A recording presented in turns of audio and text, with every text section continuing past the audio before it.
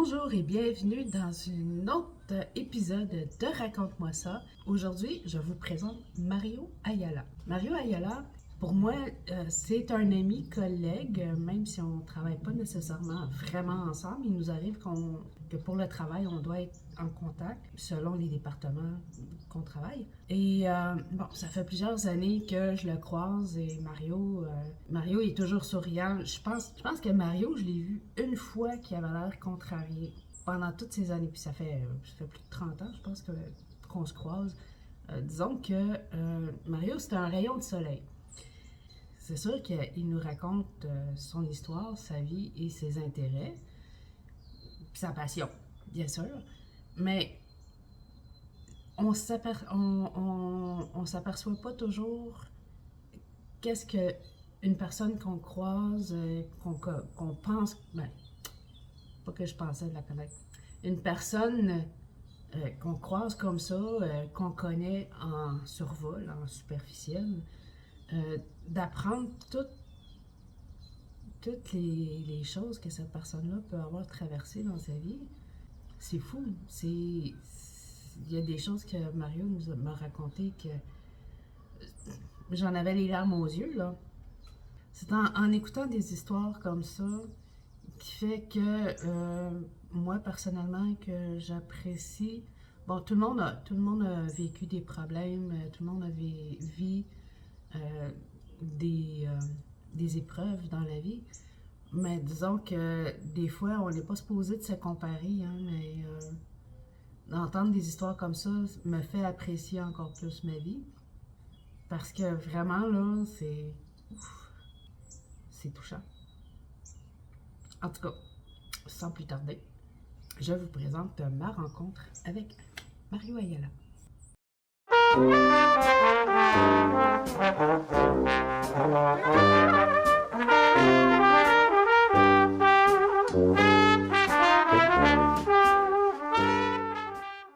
Bonjour! Bonjour. Comment ça va? Ça va bien. Ouais. Bon, finalement, après toutes ces tentatives de rencontres, Ça fait quelques finalement, années, hein? finalement, Ouais. nos horaires, bon, on les a forcés un petit peu, là, mais bon. Mais ça tombe aujourd'hui. Écoute, c'est une belle journée quand même. Ben oui, c'est Et génial. je suis content. Ben moi aussi, finalement. C'est bon. Alors aujourd'hui, on Moi, va je veux que parler. tu nous parles de toi, parce que toi, t'es quelqu'un, moi, ma façon de te voir, c'est que t'es quelqu'un qui est t'es très ouvert sur un paquet d'affaires, mais t'as un grand cœur aussi. Oh, merci. Ben, c'est comme ça que je te vois. Oh. Fait que moi, je veux apprendre un petit peu plus sur Mario. Ok, écoute. Qui est Mario? Qui est Mario? Mario, c'est un gars. Je suis né au Salvador, El Salvador. J'ai quitté mon pays, ça fait plus de 45 ans, Oui, quand même. à cause de la guerre. OK. La guerre civile qu'on avait à ce moment-là. Puis nous, les jeunes, à l'époque, on était ciblés.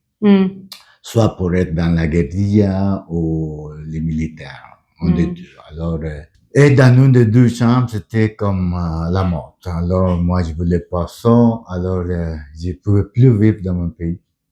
Alors, malheureusement, j'ai quitté. Puis j'ai laissé en arrière tous mes rêves. Tous les rêves que j'avais de jeunesse, d'enfance, de pouvoir un jour grandir dans mon pays, être quelqu'un. J'ai toujours rêvé d'être professeur. Hein. Ah ouais? Depuis que j'étais enfant, j'ai ciblé ça. Je voyais les profs, je disais tout le temps, j'aimerais être un professeur. Juste un professeur, pas de domaine quelconque, là, non, peu importe. juste un professeur. J'ai trouvé ça le fun de voir les profs enseigner à les enfants, les adolescents. J'ai trouvé ça m'attirait beaucoup, ça. Mais malheureusement, à cause de la guerre, toute la famille, on aurait dû quitter. Ma famille a quitté en première. Moi, j'ai resté les derniers avec une petite entreprise qu'on avait, une petite affaire. Mais c'était plus vivable. Alors, j'ai pris la décision 2 jours avant. J'avais pas le choix, là. Quand j'étais à mon boulot, là. Je travaillais dans un bar, une discothèque. Oh wow. Ouais, j'étais ça, là.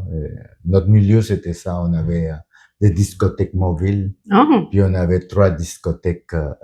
C'est avec... Oui, avec déjà établi à différentes places. Puis moi, j'étais le responsable à la fin de gérer tout ça. Wow. Ouais. T'avais quel âge à peu près? Je pense que j'avais entre 19 ou 20 ans. Ah, quand même, ouais. c'est jeune. J'étais jeune, j'ai commencé jeune. Là. Chez nous, on commence jeune. Ouais. J'avais ces responsabilités-là. Là, puis, quand mes parents, quand je te parle de mes parents, c'est mon oncle. J'ai grandi avec mon oncle. Okay. Mon oncle est devenu comme mon père. Quand ils sont quittés, il faudrait que quelqu'un reste. Et c'était moi qui devrais rester. Et je ne faisais pas partie de la famille, tu comprends. Mais j'étais décidé de rester. Je dis, je voulais pas laisser mon pays. Mais c'était plus vivable. À un moment donné, on avait des menaces. Puis un jour, je me souviens, 12 jours avant, un client est venu au bar.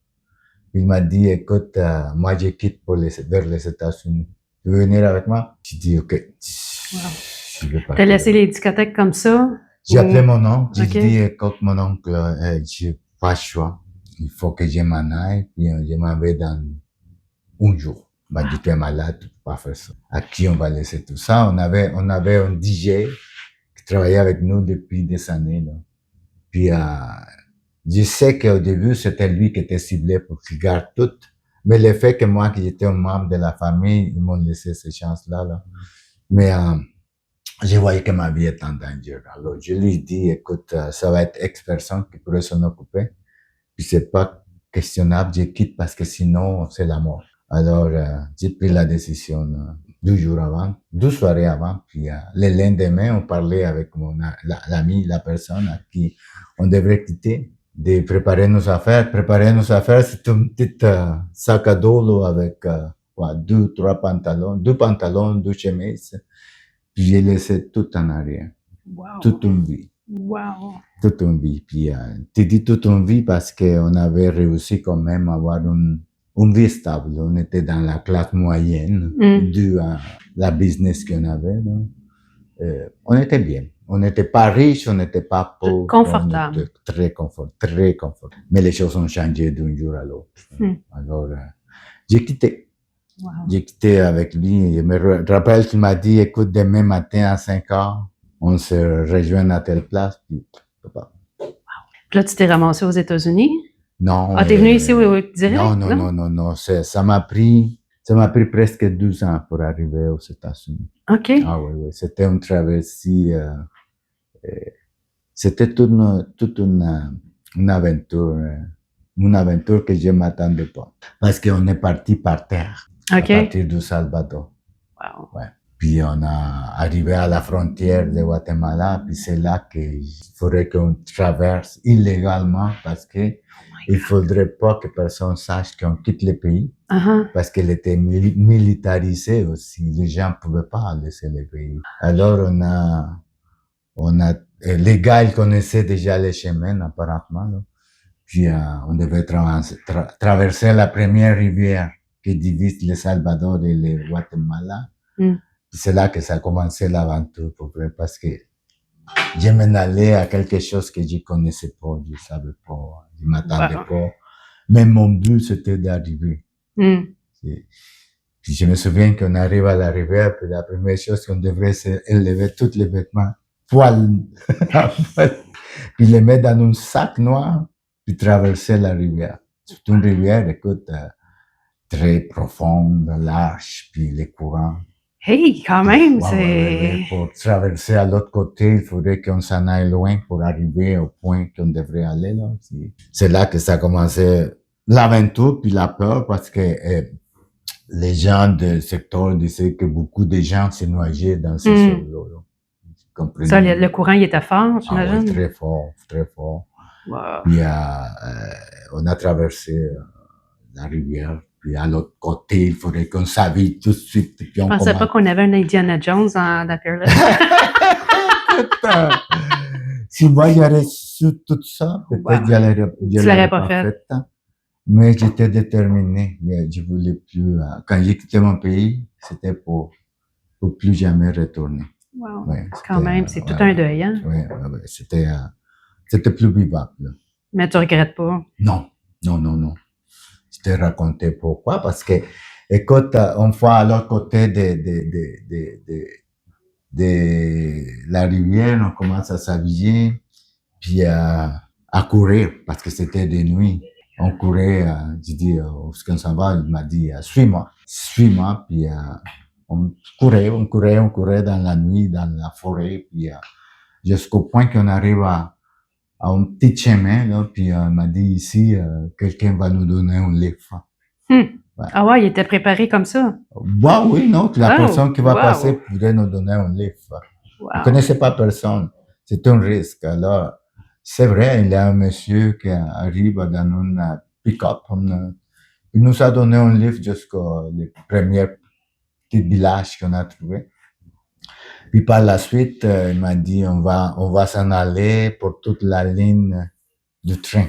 La ligne du train va nous amener juste vers le nord. Puis on a commencé à marcher. Pendant 3 jours. Oh my God. Ouais, à marcher. Le difficile, c'était la nuit parce qu'on devrait se coucher là où la nuit nous a tombé. Là. Puis des fois, on dormait à côté des rails, des fois dans on voyait des maisons, puis on allait se cacher dans... des fois, les chiens nous poursuivaient. Puis des fois, même les propriétaires des terrains, des fois, quand ils écoutaient qu'il y avait des gens dans les terrains, ils shootaient. Il faudrait qu'on disparaisse de là, puis c'est comme ça. Jusqu'au moment qu'on arrive au Mexique, à la frontière de Guatemala et le Mexique. Puis ça, c'est une autre aventure parce qu'il faut traverser une autre rivière. Ça, c'était... Ouais, ça te forme un caractère, ça, je pense. Oui, puis, tout ça, oui, parce que moi, j'étais pas habitué à ça. Là.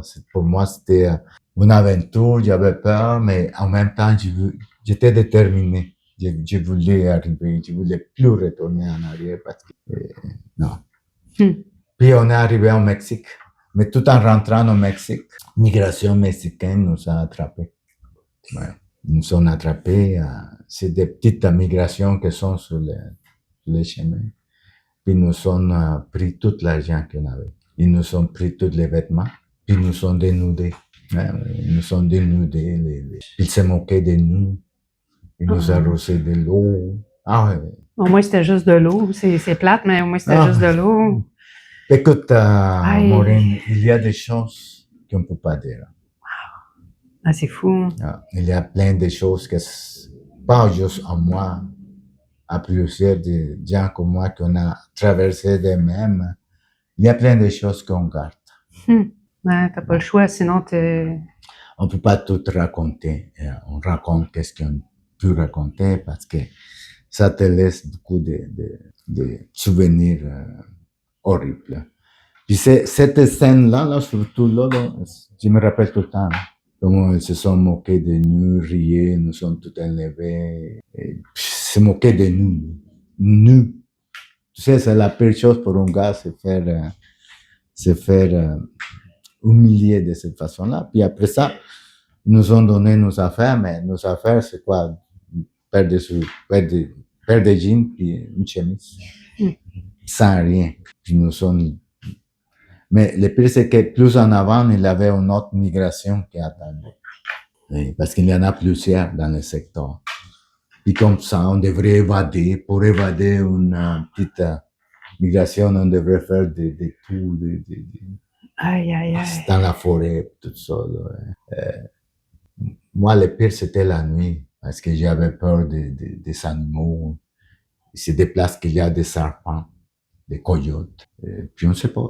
Mais on est arrivé à une place, un petit village au Mexique, où c'est un très petit village. On a trouvé une famille très modeste, très pauvre.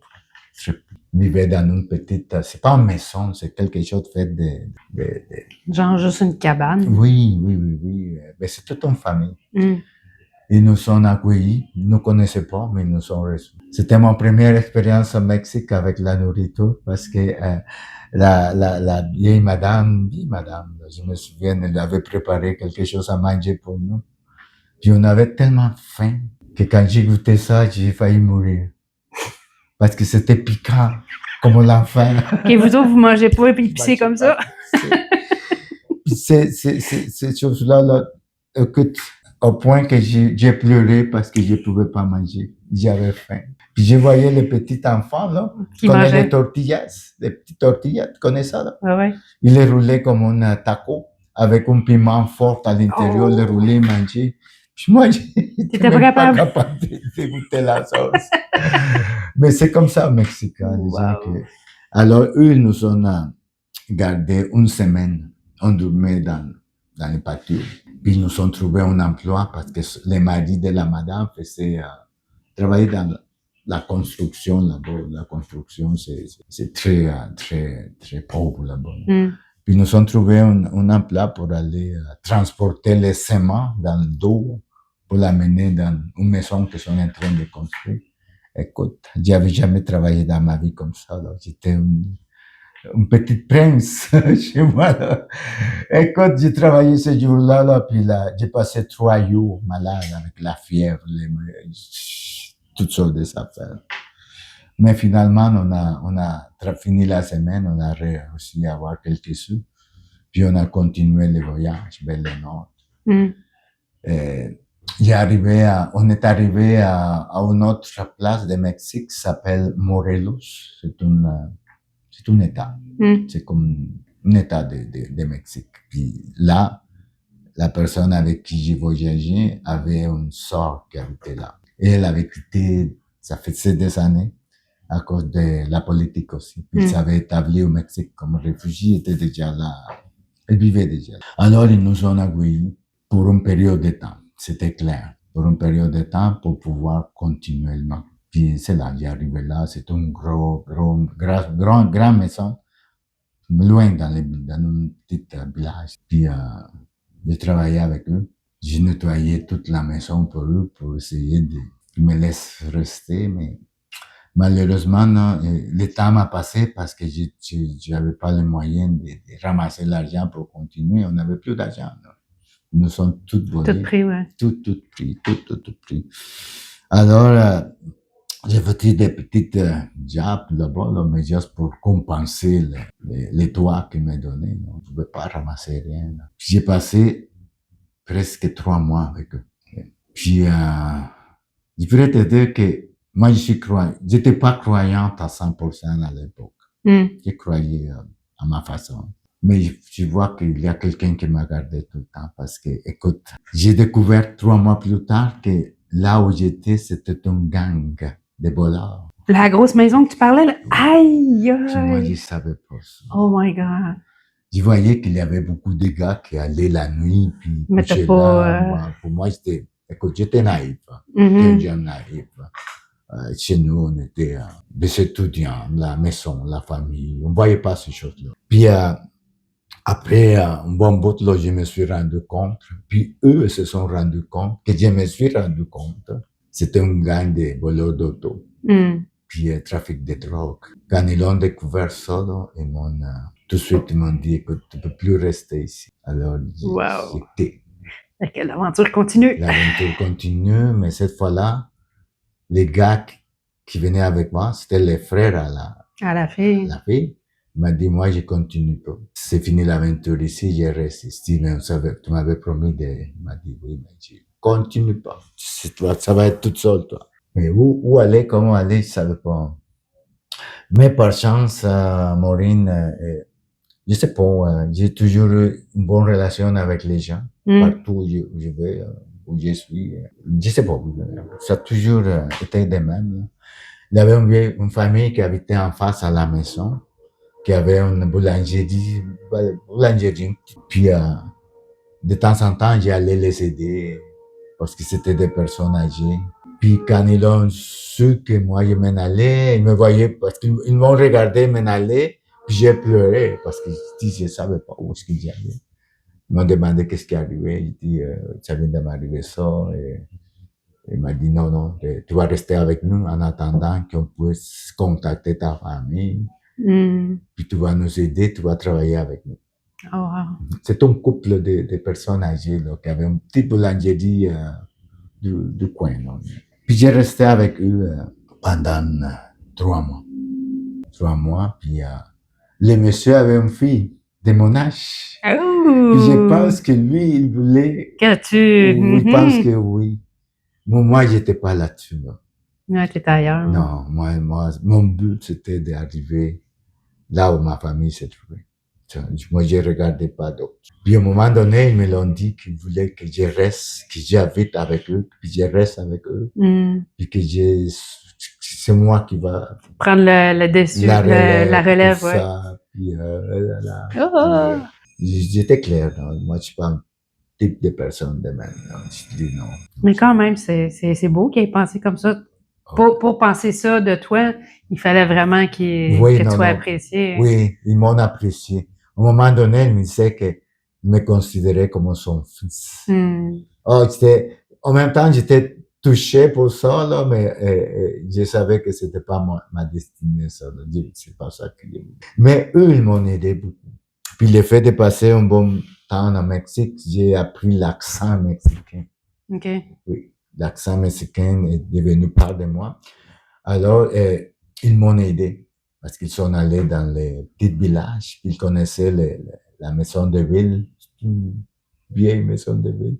Puis ils connaissaient les messieurs qui travaillaient là depuis tout le temps. Puis eux, ils ont raconté à les messieurs que ma mère m'avait abandonné, que mon père était ici, là-bas, et qu'aucun de deux avait pris le temps d'aller m'enregistrer. C'est pour ça, moi, il n'y avait pas de document. Pas de papier, pas. Le monsieur a dit, pas de problème, il est allé sortir le livre des actes de l'année.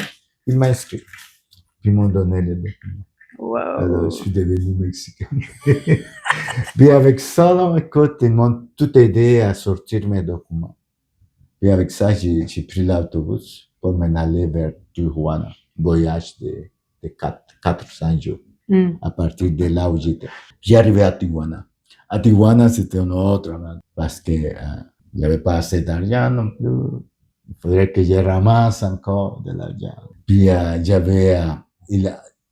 ma famille aux États-Unis avait contacté un oncle qu'on ne connaissait pas. On savait qu'il était là, mais on ne connaissait pas. Puis c'est lui qui m'a reçu. Puis il voulait que je reste avec lui.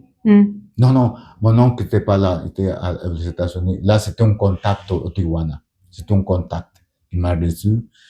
Puis c'est une famille aussi qui avait un petit business, puis il voulait que je travaille avec eux. Il faisait la même chose, il les aidait, puis la nuit, je nettoyais la maison pour pouvoir... des choses que je faisais pas moi. Chez moi, là, je les faisais partout parce que... Tu t'es rendu utile pour qu'on te garde? Quand on était chez nous, on avait des gens qui travaillaient pour nous. La femme de ménage, on avait la cuisinière, on avait tout ça, nous autres. C'est pour ça que je te dis, on avait une vie. Puis là, d'un jour à l'autre, on n'est rien. Puis à Tijuana, j'ai passé encore presque... je me souviens si c'est 3 ou 6 mois pour pouvoir aussi. Puis le plus difficile que j'ai trouvé, Maureen, c'est le moment qu'on doit traverser vers les États-Unis. Okay. Il faut qu'on trouve les passants. Puis les passants, ça coûte cher. Ça coûtait cher à l'époque. Puis il faudrait avoir l'argent pour ça. C'est pour ça qu'il travaillait pour ramasser l'argent. Finalement, l'argent était là. On a contacté les passants parce qu'il y en a plein de passants là-bas. Puis les groupes qu'on a sortis de Tijuana vers le côté américain, on était 40 dans les groupes. Je me souviens ça, comme si c'était hier. On commence à 6 heures l'après-midi parce que les gens veulent que la nuit tombe sur nous pour pouvoir. Puis on voit les montagnes qu'on va traverser de loin, là, des montagnes. Mais on est averti que une fois qu'on sort, on parle pas, on connaît pas personne, on n'aide pas personne, chacun pour soi. Puis juste de suivre les passants et pas regarder personne. Si quelqu'un tombe... mais ça doit être dur. Si ça arrive, là... Maureen, écoute, oui. Des 40 qu'on a quittés, on est arrivé 12 à l'autre côté. Oh my God. Demande-moi pas qu'est-ce qui s'est passé avec, je sais pas. Chocolat. Mais dans les groupes, on avait des personnes âgées, des madames avec des enfants, des jeunes. Ça a dû déchirer votre cœur, ça. Ah oui, mais écoute, puis on commence à monter, puis il y a plein de dangers, là. Plein de dangers. C'est parce que les chemins sont horribles. Puis le pire, c'est que la nuit, pendant la nuit, il y a des hélicoptères qui sont en train de chercher. Puis avec puis on était déjà avisé que quand les hélicoptères sont là, avec les lumières, quand tu vois la lumière venir, te garoche, ou tu es n'importe, puis bouge pas. Puis des fois, on tombait sur des affaires avec des, puis après que la lumière est partie, cours. On voit pas la personne, on écoute, par ici, cours, par ici, on écoute la voix, puis on suit. Mais tu sais, Maureen, qu'est-ce que ça m'a frappé, puis jusqu'à date, je me rappelle de ça, que dans la route, on n'est pas les seuls. Il y a des autres groupes qui sont en train de passer.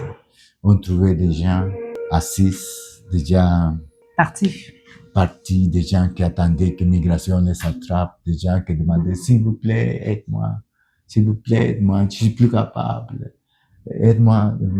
Ah, ça, c'est voilà. Je m'attendais pas à quelque chose de touchant comme ça, là. C'est fou. Non, restez sur moi. Wow. OK, on va... Parce qu'on peut pas les aider. On peut pas les aider, puis, my God, je sais, tous ces gens-là aussi ont fuité notre pays parce qu'ils voulaient le faire. On était obligés, mais c'était dur. Puis je te dirais que dans ces montagnes-là, dans ces rivières-là, il y a plein de rêves qui terminent là. Je me sens privilégié d'avoir réussi. Écoute, puis quand on est arrivé le lendemain, je me souviens, avant que le soleil se lève, on est arrivé à l'autre rue, ça nous a pris environ 12 heures de marche en arrêt. Puis, ils nous ont averti qu'il y a un van qui allait se stationner 1 minute, que nous, on devrait rentrer. Oh my God, c'est dépêche-toi, hein? Ouais. Puis, c'est ça, on est arrivé, puis on attendait la van qui arrive, puis au moment donné, on voit une lumière qui s'en vient, puis on voit que tout est encore loin, là. Puis je me souviens que la van s'ouvre, puis le gars dit, vous avez 1 minute. Puis de la façon qu'on vous allez atterrir, restez. Mais le problème, c'est qu'avant entre la van et nous, il y avait une affaire métallique qu'on voyait pas. C'était fait pour ça, pour les animaux. Oh my gosh. Okay. Puis on commence à courir. Oh my God. Tout d'un coup, on sent qu'on est comme... Oh my gosh. Écoute, ça a l'air qu'il y a des gens qui sont morts là-dessus, qui se sont fait comme électrocutés? Décapités. Ah, décapités. Oui. Parce qu'admettons, c'est des éléments en acier. Et tu cours, puis tu restes là. Je me souviens, moi, j'étais tout mal gagné. Puis on arrive dans la vente, puis on s'étire. Puis on est tous un après l'autre. Puis on part. Wow. Vers Los Angeles. Quand il est arrivé à Los Angeles, ils nous ont amenés dans une maison qui en avait peut-être 300 personnes. Les passants attendaient que quelqu'un vienne les chercher pour payer. Puis c'est l'autre affaire, parce que les passants nous disaient, si personne vient vous chercher, vous savez qu'est-ce que vous attend. On ne sait pas. J'ai jamais su qu'est-ce qui m'attendait. Ça. Wow, OK. Puis finalement, j'ai arrivé aux États-Unis, je me suis rencontré avec ma famille. J'étais là.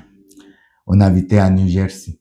Mais Maureen, des fois, je travaillais. J'ai jamais aimé la vie aux États-Unis. Depuis que j'ai arrivé, on travaille tout le temps.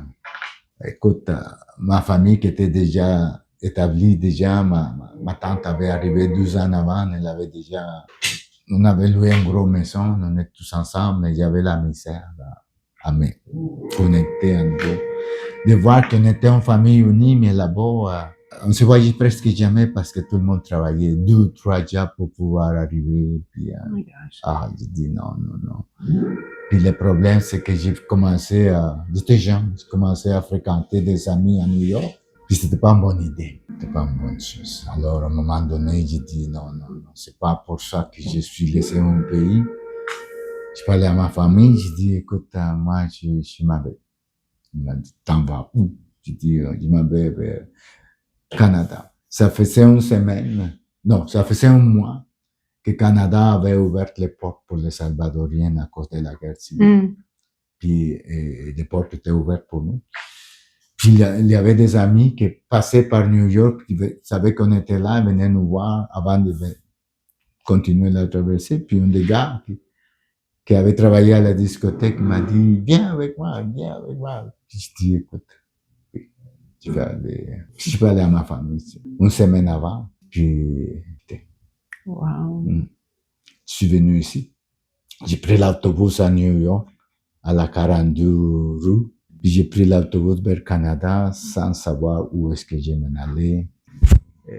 La même histoire, avec un sac à dos. Qu'est-ce que la destinée m'attendait, je savais pas. Ma famille m'a dit, mais pourquoi on est ici? C'est ici qu'on rêve d'être. Je dis, oui. Mais je sens que c'est pas ta place. C'est pas ma place. C'est pas ma place. Puis surtout que j'avais pas de bonnes relations là-bas. Si je reste. Alors j'ai quitté, puis j'ai pris l'autobus. J'ai arrivé à l'époque, l'année 1987. J'ai arrivé en février, le 14 février 1987. J'ai arrivé à Berry de Montigny. Wow! Maintenant, Berry-UQAM, mais Berry de Montigny, où? Je descends de l'autobus, Maureen, puis la première chose que je remarque, c'est que les gens parlent. Quand je parlais pas anglais, mais je connaissais des mots déjà. J'avais vécu aux États-Unis. Oui, je parlais pas assez, mais je commence à entendre les gens parler. Puis je dis, où est-ce que je suis? Puis je commence à regarder, est-ce que je me suis trompé d'autobus? Est-ce que je me suis trompé de pays? Où est-ce que je suis? Puis je me rappelle que à la station, je suis allé à un des panneaux. Puis je vois un journal. Puis je vois que le journal, l'écriture, ça ressemble un peu à la nôtre. À l'espagnol? Oui. Je prends le journal, je le regarde. C'est quoi? Puis je regarde les gens parler avec. À l'époque, les lolo, c'était très, très, très, très commun. Non. Maureen, c'était comme. Puis je suis allé voir les chauffeurs, j'ai dit, on est où ici? Il m'a dit, mais tu es au Québec, à Montréal. Je dis, mais est-ce que c'est Canada? Il m'a regardé avec. Mais écoute, là, je me suis aperçu que j'étais au Québec, puis que Québec existait, parce que dans nos études à l'école, personne ne parle. Canada, c'est Canada, on ne connaît pas Québec. Et pour moi, Canada, c'est un bloc de glace qu'on savait comme des Esquimaux. Comme les Esquimaux, hein. Puis là, je me trouve à une place que je sais. Une chance que Migration nous avait déjà envoyé un travailleur social qui nous attendait pour nous amener. Puis là, il commence à nous expliquer le Québec, la langue française. Puis c'est ça. Je peux imaginer un jeune Mario tout comme ouhou. Et c'est ça, nous sommes amenés à un hôtel. Puis ils nous ont gardés pendant 3 mois pour faire toutes les démarches migratoires et tout ça. Puis après 3 mois, on commence à travailler. Ils nous donnaient $350 par mois pour pouvoir se loger puis se nourrir à l'époque. Alors, il faudrait qu'on trouve un emploi. Parce qu'avec ça, là, on tu vas pas... Alors, 4 des gars qui étaient là, on s'est rassemblés pour louer un appartement. Mon premier appartement, lui, c'était à Côte-Neige. Côte-Neige, près de l'hôpital Juif. C'est là, puis je me trouvais un emploi à un entrepôt de vêtements usagés et que les soldes pouvaient donner l'ouvrage à des gens comme nous. Mais j'ai resté juste un mois. Parce que c'était très difficile à travailler là. Les messieurs criaient tout le temps. Te criaient comme Puis il avait une petite cafétéria, mais une petite place pour manger, mais on n'avait pas droit les immigrants. On n'est pas les bienvenus, c'était marqué. C'est juste pour les gens. Oh my. Ouais, non. Écoute, oh my. À l'époque, c'était. Ouais. Et puis De voir ça, là, je dis non. Puis quelqu'un de là-bas a trouvé un emploi à Pirles quand on était à Saint-Laurent. Il m'a dit, viens, ouais, essayer. Puis je suis allé appliquer. C'était ma première job, honnêtement, à Pirles, à Saint-Laurent. C'est là que j'ai commencé. Mon aventure a commencé. Puis, c'est là que tu as commencé à apprendre plus ton français? Non, à l'époque, non, à l'époque, le fait que j'ai parlé un peu d'anglais, pour moi, c'était comme assez pour me débrouiller. C'était pas nécessaire. À l'époque aussi, on avait un programme d'intégration qui s'appelait COFI, par le gouvernement. Mais c'était très difficile pour nous parce que quand on travaillait de 7 à 5, puis à 7 heures, il faudrait qu'on soit dans les cours jusqu'à 10 heures, 11 heures le soir. Puis après ça, faire à manger. Non, j'arrivais au cours, puis tout le monde dormait. Je peux te dire qu'après, quand on a fini les cours, les profs ont appris espagnol. Parlait parfaitement espagnol, mais nous, on n'a appris rien de français. Au moins, ça a servi quelque chose. Oui, mais quand on est déménagé ici, c'est là que j'ai commencé à regarder les besoins de la langue. Parce que je me débrouillais pas mal, peu d'anglais. Je me souviens que la première chose qui m'est arrivée à parler, c'est JF, peut-être qu'il ne se rappelle pas. Il voulait que moi je représente la communauté latino quand il passait au bureau pour traduire, pour des affaires de même. J'ai dit oui. J'ai toujours aimé ça, de pouvoir aider les gens, puis c'est là que ça a commencé. Ils m'ont nommé représentant de la communauté latino. Juste pour chaque fois qu'il est donné des directives pour pouvoir traduire tout ça. Là. Puis par la suite, tu te souviens de Madame Mariette? Oui. Oui. Aline aussi m'a proposé pour être déléguée. C'est ça, eux autres, c'était comme le syndicat, oui, c'est le syndicat des boutiques à l'époque. Puis j'ai commencé avec eux, mais j'ai pas aimé de la façon que ça gérait à l'époque. C'était trop favoritisme. Non, c'était...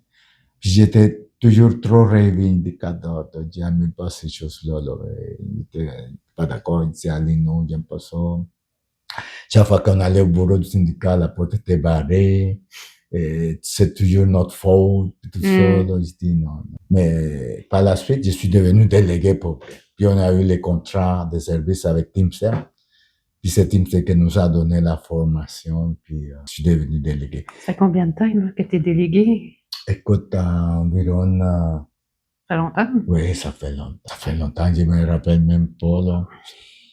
On a fondé notre propre local, nous autres, ici, avec les Teamsters. OK. Puis j'étais délégué. Puis le fait de toujours m'entendre bien avec les gens. Tu te souviens, à l'époque, on était presque 3000 dans la manufacture. Mais je pense qu'à un moment donné, ça avait été plus, non? Oui, 3000 et plus. Puis les syndicats cherchaient des candidats, puis tout le monde voulait que moi, je me représente. Je voulais pas, là. Mais ils m'ont convaincu, ils m'ont dit oui.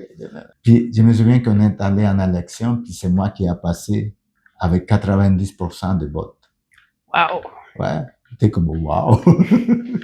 Non, puis depuis là, ça. Mais aussi, Maureen, ça m'est arrivé la même chose ici. Quand j'arrivais au Canada, au Québec, la même affaire. J'étais jeune, le monde m'appartient, j'avais mes sous, je me suis embarqué dans les drogues. Pendant 5 ans. Ouais. Puis c'est là que j'étais comme, je peux pas. J'ai laissé mon pays aux États-Unis, j'ai presque tombé. Ici, je suis dans ça. C'est pas ça que je veux pour ma vie. Je peux pas ruiner ma vie de même. Ici, j'avais pas personne quand même. Alors, mais je me souviens qu'à l'époque, quand on était dans l'hôtel, il y avait des autobus qui venaient chercher les gens s'ils voulaient aller dans une église juste pour le baptême. Puis je me souviens qu'une fois, je suis allé. Puis je trouvais ça plate. Mais je suis allé une fois. Mais ces journées-là, ça restait dans ma mémoire parce qu'ils ont parlé de plein de choses. Puis 5 ans plus tard, quand j'étais détruit dans la drogue, je me rappelais ça. Puis je suis retourné un jour, puis j'ai dit, non, il faut que je change ma vie. Puis c'est de là que j'ai commencé à prendre soin de moi. Moralement, mentalement, spirituellement. Puis, je passais des années à travailler avec les communautés, les gens, les adultes, les organismes. Puis par la suite, je suis devenu pasteur. Wow. Après presque 20 ans. Wow. D'être à l'église. Fait que là, t'as ton local, t'as ton église. On a notre église, on est un organisme, on a plusieurs. On est 3 pasteurs qui travaillent avec tous les départements. Wow. On essaye de mieux qu'un peu, faire de mieux qu'un peu. Pour moi, la religion, c'est pas, je le dis à tout le monde, je vois la religion d'une autre manière. C'est pas le fanatisme, c'est pas, la religion, c'est quelque chose de personnel pour moi, Dieu et toi. Pas de forcer à quelqu'un d'autre, c'est toi-même qui dois décider quand et comment. Mais la seule chose que j'ai appris, c'est quand tu es différent, quand tu as changé à l'intérieur, tu veux aussi aider les gens. Tu sais, c'est ça qui m'a ouvert des portes à mourir partout. Des fois, les gens n'aiment pas qu'on parle de religion. Je comprends ça. Moi, j'impose rien, donc je respecte beaucoup. Je parle jamais de Dieu si la personne ne m'ouvre pas la porte. Quand tu sens que la personne est ouverte, là, tu vas en parler, sinon t'en parles pas. Je me concentre toujours à faire mon boulot de la façon. À être le plus droit possible, le plus juste possible, puis avec amour et tout. Puis c'est ça qui m'a permis de, je sais pas, ouais. Je suis bien entouré, les gens, je pense qu'ils sont, ils me le disent, je les sens, j'écoute. Pas je suis partout, ils disent, OK, ça veut dire qu'on est en train de faire bien les choses. Puis, à un moment donné, je me suis rendu compte, Maureen, que les Français, c'est très important, surtout au Québec. Puis moi, je voyais que, surtout ici à Pirles, on avait un gros handicap. Parce que quand on est sans connaissance d'une langue, on est comme limité, t'es comme enfermé. Très limité, ouais. Parce que tu peux pas t'exprimer. Je sens que tes droits sont brimés à cause de l'ignorance des fois, de pas savoir. Puis à un moment donné, quand on a négocié des contrats, puis qu'on avait la convention collective, je me sentais mal à l'aise. Je dis, mais on donne les bénéfices à ces gens-là. Ils les prennent, mais ils sont pas capables de savoir, de les lire, de comprendre. Puis ça, c'est un handicap. Je l'appelle un handicap parce que je dis, c'est comme si je te donne une arme que tu peux pas utiliser. C'est donc quelque chose si je te donne la nourriture, mais tu n'es pas capable de la manger, sinon il faudrait qu'on fasse quelque chose. Puis c'est Aline Lachapelle qui a initié ça parce qu'on parlait souvent de ça. Elle m'a dit, écoute, il va falloir qu'on fasse quelque chose. Puis elle est allée me chercher pour travailler avec elle. J'étais à la machine en train de coudre, une chose que j'avais jamais faite aussi. Mais j'ai appris de tout dans la vie. Un jour, elle arrive, puis il m'a dit, Mario, tu veux travailler avec moi dans les bureaux? Je dis, dans les bureaux? Qu'est-ce que je vais faire là? Qu'est-ce que je vais faire là? Il m'a dit, tu vas travailler avec moi. Je dis, mais je sais pas, je veux t'apprendre. Puis elle dit, écoute, Madame Lachapelle, demain, je vous donne une réponse. Il m'a dit, demain, il va en avoir quelqu'un d'autre là-bas. Alors, je dis, bon, c'est sérieux l'affaire. Puis c'est là que j'ai commencé avec elle. Mais je regrette jamais d'avoir pris cette décision parce que la première chose qu'elle m'a dit en rentrant dans son bureau, elle m'a dit, ici, on parle français. Je dis, oups. Puis c'est elle qui a commencé à m'apprendre. Wow. Ouais. Puis quelque chose qu'avait elle de bon, c'est qu'elle nous a pris 30 délégués qui travaillaient pour elle de toutes les nationalités. Puis ils nous voyaient à tous pour égal. Oui, c'était merveilleux. Puis quand on a fait notre première assemblée générale avec les membres de Pirles, je me souviens qu'on voulait bien faire. On avait choisi 30 délégués de différentes langues pour pouvoir communiquer avec tout le monde. Quelle erreur! Parce qu'à la journée de l'assemblée, juste pour dire bonjour, bienvenue à tout le monde, ça nous a pris 1 heure. Wow! Ça nous a pris 1 heure. Wow! Et pour expliquer la convention, qu'est-ce qui avait été négocié, c'était la catastrophe. C'est là qu'on s'est rendu compte qu'en faisant ça, on n'aide pas les gens.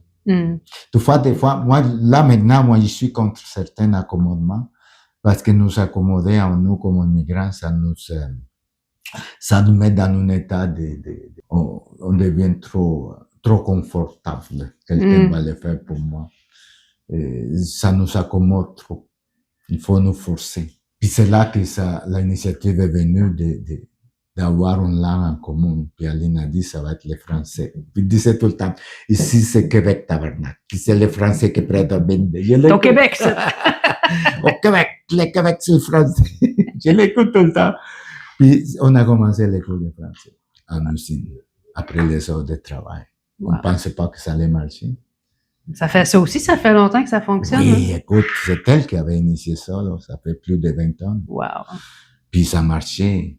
On avait 6 groupes de 20 à chaque. Mais le problème, on a toujours l'espace, on n'avait pas l'espace. Mais quand même, ça fonctionnait. Puis elle m'avait promis, Mario, la journée que je sois plus là, j'aimerais que quelqu'un s'occupe. Puis ça va être toi. Puis, mais j'ai jamais pensé qu'un jour ça allait arriver. Parce que quand Madame Lachapelle a pris la retraite, les migrations a eu des coupures sur les programmes, puis tout est tombé. Puis je me souviens que j'étais déjà au bureau, parce qu'Aline avait appris, Madame Lachapelle avait pris la retraite, c'est moi le responsable, puis les gens venaient me voir, Mario, est-ce qu'il va y avoir des cours de français? Mario, est-ce qu'il va y avoir des cours de français? Puis je me rappelais la promesse que j'avais faite. Puis là, je me suis dit à moi-même, si cette langue-là m'a permis à moi d'être quelqu'un, de grandir, de m'ouvrir des portes, je dois faire la même chose avec mes collègues. C'est là que je commence à frapper les portes de l'IFTQ, le gouvernement. Pas question.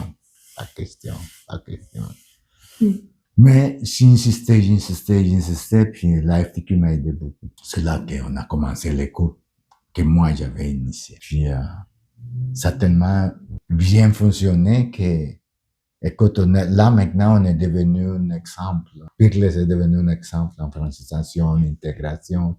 Je suis invité à participer à plein de conférences. Excusez-moi, monsieur. Non, c'est vrai, écoute. Maureen, des fois, je me regarde moi-même, je regarde en arrière, je dis, écoute. Ouais, mais t'en as fait du chemin. Wow, du chemin, j'ai reçu ce prix-là, j'ai reçu plein de diplômes, des gouvernements d'ici, là-bas, j'étais avec des ministres, j'étais invité à la télé, à la radio, ouais. Avec mon français, tu vois, mon français toujours avec un accent. Oui, mais tu parles bien pareil. Hein? Je m'en fous, mais ça, je dis, écoute, on est capable de faire notre part. Puis, moi, je suis très reconnaissant au Québec parce que c'est Québec qui m'a accueilli, c'est Québec qui je suis, c'est grâce à cette province-là. C'est pour ça que je me bats beaucoup pour Québec, pour la langue, pour la défense.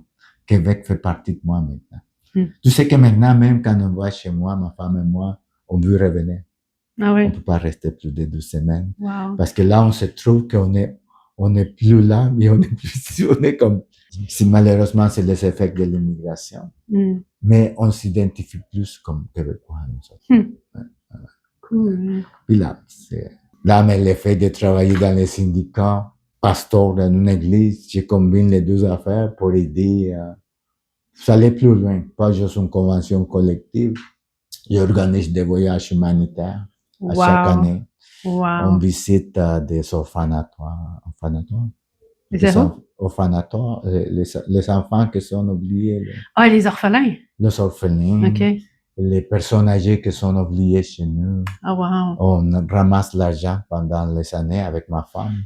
On organise des activités pour ramasser de fonds, puis on fait une fois par année. On amène cet argent-là, on achète dans un Walmart là-bas, on a Walmart, c'est le moins cher là-bas. On n'a pas le choix. On est contre Walmart, mais là-bas, on n'a pas le choix. Puis on achète de la nourriture, puis on les amène à chaque fois. Là. Wow. On les fait ça. Puis, on organise pas mal des activités, même ici, quand il y a des désastres, des affaires qui arrivent dans les pays. Vous vous impliquez. On s'implique beaucoup, soit comme église, soit comme syndicat. Puis le fait que moi, je suis reconnu des leaders syndicaux, pasteur, c'est une drôle de combinaison, de fois, je dis, mais à moi, ça m'a permis d'aider beaucoup de gens. Moi, je ne regarde pas qui tu es, d'où tu viens, comment tu penses. Moi, je vois la personne. Moi, je veux la personne qui est devant moi, les besoins. L'être humain, oui. L'être humain. La religion, comme je te dis, je la vois différente. La vraie religion, c'est aider les autres, sans savoir qui est, au Dieu humain. Ça, c'est le vrai chemin de la foi. Mais, oui, puis les handicapes, c'est la même chose. Nous autres, on se bat pour les droits, l'équité. Fait que finalement, c'est deux images différentes, mais avec la même presque la même mission. Comme je t'ai dit, mais je peux pas parler ouvertement de religion parce que je sais que beaucoup de gens sont pas ouverts à ça, mais c'est correct. Il y a une autre façon d'arriver. Fait que des fois, tu as l'image du syndicat, puis des fois, tu as l'image... Exactement. Puis c'est là, c'est moi. Mais là, je sais, je vais peut-être sauter comme une couple d'étapes. Je sais qu'à un moment donné, tu parlais que tu étais en nomination de quelque chose. Oui, dans les années 2015, j'étais candidat à l'émérite en francisation pour les personnes immigrantes. On était plusieurs. Et c'est moi qui ai obtenu le trophée. C'est ça. Wow. Ah, quand j'ai eu ça, là. Wow, il est beau. Je vais le prendre en photo tantôt. Ces soirées-là, là, écoute, c'est là que j'ai réalisé à quel point une petite affaire changeait bien de vie parce que j'étais dans une salle des ministres, tout le monde était là, puis moi, j'étais comme, wow. Une reconnaissance, ça fait du bien. Une belle reconnaissance. Cette année aussi, je suis encore nominé à mérite en francisation. Ouais. Tu vas avoir la réponse quand, si t'es... J'imagine que c'est à la fin de l'année. Okay. C'est en novembre, je sais pas la date. Oh, wow. Puis, dans les années, avant la COVID, on avait réalisé un documentaire, Langue à l'ouvrage, qui parle du travail qu'on fait en francisation, en intégration. Puis c'est la FTQ qui a fait ça avec l'Office québécois de la langue française qui a subventionné. On l'a présenté dans différentes salles de cinéma. Je suis allé à plein de places pour la présentation du film. Même à Chibougamau.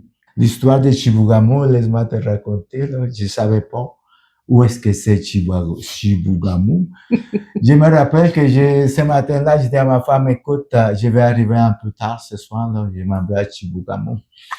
Je vais arriver tard. Je savais pas où est-ce que Chibougamau est. Quand je me rencontre avec les gars au Québec, il dit, OK, à quelle heure on revient? Il m'a dit, Mario, Chibougamau, c'est au bout du monde. On revient pas la même journée, ça va 3 jours là-bas. Je dis, wow! Je suis allé jusque-là pour présenter le film, puis pour parler à un groupe de Filipinos qui travaillaient là comme des travailleurs temporaires. Je suis allé. La francisation m'a beaucoup aidé, puis ça m'a permis aussi de faire ma partie. Je pense que la journée que je serai plus là, j'ai ma partie d'histoire au Québec. C'est le fun, tu as eu une... Ah oui, c'est pour ça. Toute une expansion du monde. Ouais. C'est wow. Puis écoute, ça va, l'année prochaine, je vais avoir 40 ans ici à la compagnie.